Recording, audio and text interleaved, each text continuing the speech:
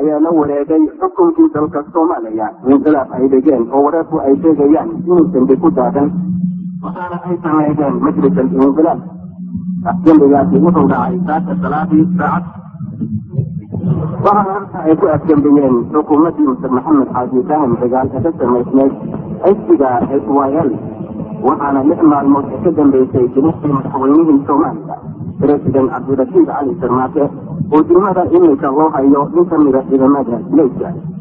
Reeriyowga magaalada Muqdisho wuxuu xigtay waray ku dhawaaqeen majliska inqilaabka cusub oo ay sheegeen in afgembiga ay u dhigeen si ay uga badbaadiyaan oo ay uga bixiyaan dalka Soomaaliya waxa ay ku tilmaameen musuqmaasuqa iyo xumaan taliska jamaacadda u baraystay inay taliyaan.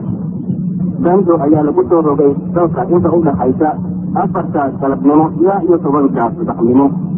waxaa kale oo majliska inqilaabku ay ku dhawaaqeen inay u shaqayn doonaan sidii loo baabi'iyo qabiilnimada waxaana la mamnuucay 3 ruux wax ka badan inay jiraan.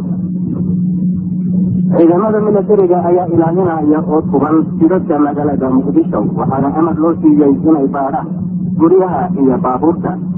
xuduudda dekedayaasha diyaaradaha dalka Soomaaliya waa xiran yihiin.